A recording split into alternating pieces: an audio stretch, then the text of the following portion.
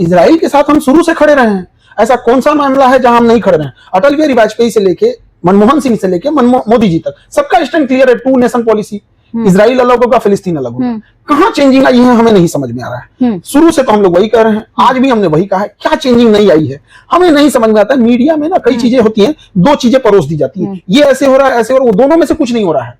लोगों की illusion create किया जा रहा है। हम आज भी अरब देशों के साथ कहते हैं कि भैया फिलिस्तीन, अटल बिहारी वाजपेयी, मनमोहन सिंह, मोदी जी दोनों, इवन राजीव गांधी से उठाइए, नेहरू से ही उठा लीजिए, देश आजाद जहां से हुआ है, 2 नेशन थ्योरी वहां से चल रहा होता है। आज भी हम लोग उसी पे स्टैंड पे कायम है। अरब देश तो खुद चाहते हैं कि इजराइल जो है वो फलस्तीन को नहीं पसंद करते। उसका रीजन है, फलस्तीन जो है वो डेमोक्रेटिक कंट्री है। इजराइल के पास रहने के कारण वहां एजुकेशन सिस्टम ठीक ठाक है, तो वहां डेमोक्रेसी है। अगर फलस्तीन या गाजा स्टेबल हो गया, वो डेमोक्रेटिक हो जाएंगे, वो आवाज उठाएंगे कि अरब में भी डेमोक्रेसी होनी चाहिए, कतर में भी डेमोक्रेसी होनी चाहिए, कुवैत में भी होनी चाहिए, यमन में होनी चाहिए, ओमान में होनी चाहिए। तो ये अपनी राजतंत्र बचाने के लिए कहते हैं कि ये कल को हमसे सवाल पूछे, आज इसका कमर तोड़ दो, कि कल को ये हमसे सवाल ना पूछे, हमसे भीख मांगे कि हम रोजा हैं, हमें इफ्तारी कराओ, हम भूखे हैं, हमें पानी दो, प्यास लगी है, पानी दो, खाना दो। आज गाजा और फिलिस्तीन क्या मांग रहे हैं? डेमोक्रेसी मांग रहे हैं, भूखे हैं, हमें खाना दे दो। तो ये हमें दिखाया जा रहा है कि ये अरब देश जो हैं ये इजराइल के खिलाफ है। ये कोई खिलाफ नहीं है। अरब देशों ने स्पष्ट बोला था कि आप इजराइल को, आप फलस्तीन के साथ जो करना है करिए,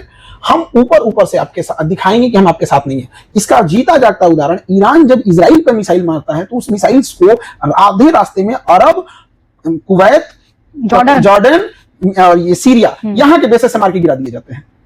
किसे बेवकूफ बना रहे हैं?